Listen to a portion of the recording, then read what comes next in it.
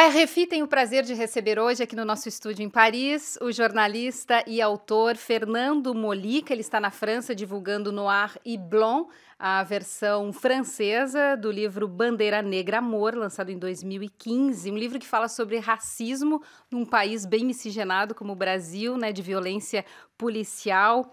Molica, obrigada pela visita, é um prazer te reencontrar aqui em Paris, depois das nossas andanças, né, no jornalismo. Trabalhamos juntos no Rio de Janeiro. É um romance policial, mas também um romance social, porque ele faz uma radiografia da sociedade brasileira, trata do mito, né, da democracia racial no Brasil e da violência policial. Conta pra gente do teu livro. Em primeiro lugar, obrigado pelo convite, prazer reencontrá-la aqui.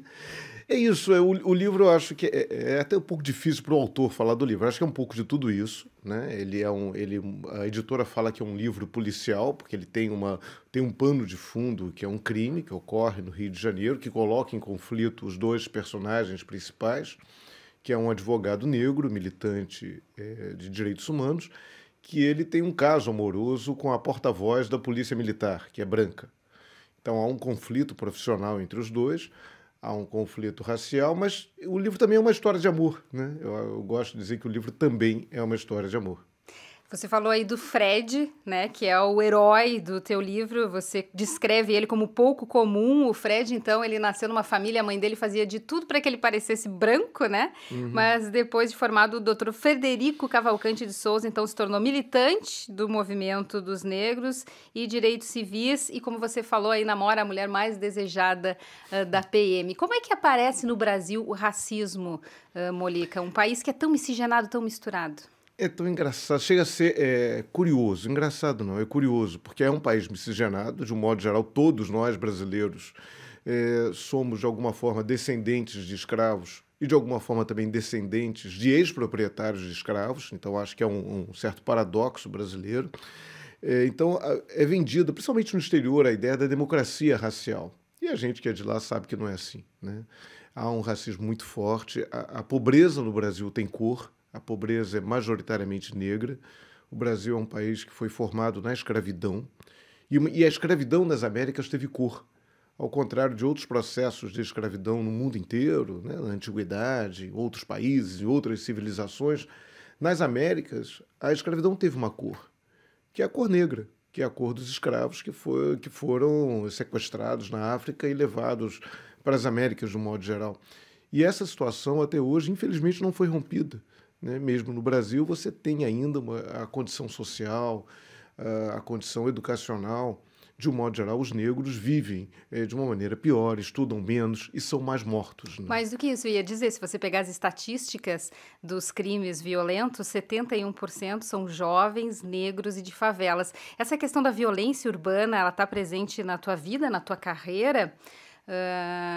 Estivemos juntos 2010, naquele momento marcante, quando o Estado retomou o complexo do Alemão, no Rio de Janeiro, mas vem de muito antes, e foi depois da morte do Tim Lopes, em 2002, que surgiu a ABRAGE, a Associação Brasileira do Jornalismo Investigativo, que você é um dos fundadores. Como é que está a situação de violência no Brasil e como é que a imprensa cobre isso?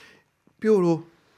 A gente teve, em 2017, houve um número assustador de 60 mil homicídios no Brasil. 60 mil pessoas foram mortas no Brasil em 2017. É um índice muito grave, muito alto.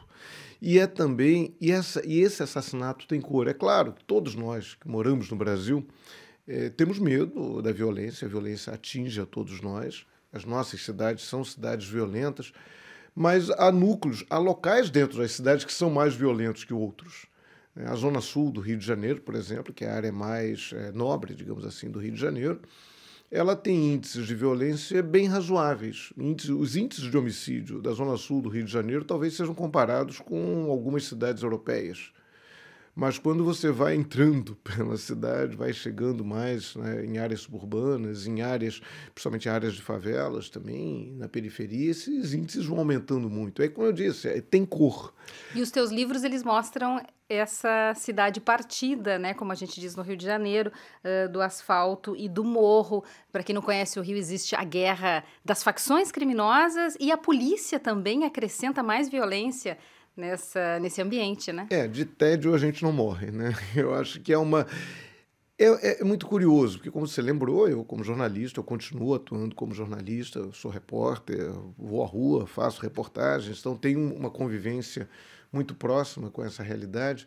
Mas é curioso, quando você parte para a ficção te permite outros voos, permite trabalhar um universo. Nesse caso, por exemplo, desse livro, o Bandeira Negra Amor, ou Noir et Blanc, ele tem uma... Eu não trato aí do racismo no sentido do racismo criminal, aquela proibição, você impedir um negro de ter acesso a um restaurante, a um hotel, ou você ofender de uma maneira direta. A ficção permite você trabalhar essa ideia de uma maneira mais sutil. É o racismo que a gente fala, poderia dizer pequeno, mas é pequeno para quem o pratica, não para quem é atingido. É um olhar, é um gesto, em determinado momento a pessoa se sentir discriminada por um ato não voluntário, mas um ato que transmite a ideia do racismo. Até tem uma passagem no livro que o Fred, né, o advogado, ele está de terno na porta de um restaurante esperando o carro dele ser trazido e sai um outro cliente do restaurante e vê aquele negro bem vestido, vê um negro de terno, gravata, e entrega para ele a chave do carro. O confunde com um guardador de carro.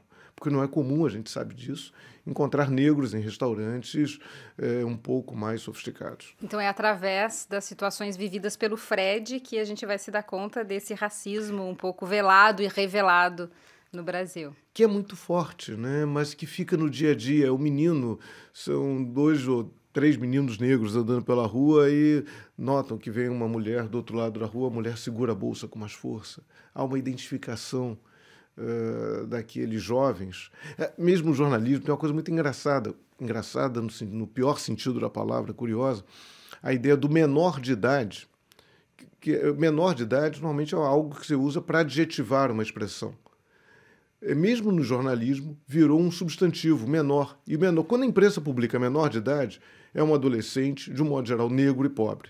Quando um adolescente branco é suspeito de cometer um crime, ele é um adolescente, ele é um jovem. Quando ele é negro, ele é menor. Bom, você vai apresentar, então, Noir et Blanc, nessa terça, dia 19, na Fundação Jean Jaurès. E você já tem passado, né, por algumas cidades francesas. Você esteve na Bélgica, Lille, vai para Lyon no dia 20. Como é que tem sido essa troca com os franceses? É algo muito interessante. Alguns brasileiros comparecem, né? Esteve lá em Bruxelas, também em Lille, mas há muitos franceses. O Brasil ainda desperta muita curiosidade no mundo, né? O Brasil é um país, de um modo geral, visto com muita simpatia aqui na França e carrega todas essas contradições. E talvez a realidade brasileira, de certa forma, tenha alguma coisa de aproximação com a França recentemente, até pelo fenômeno da imigração, que é muito forte. Então, talvez o livro tenha alguns elementos que são realidades completamente diferentes, né? A realidade brasileira é uma realidade completamente diferente da França, mas acho que há um elemento aí de choque de culturas, de convivência, de integração ou de não integração, de como é que você convive. No fundo, somos todos seres humanos, mas temos formações diferentes, visões de mundo diferentes, nossas aparências são diferentes.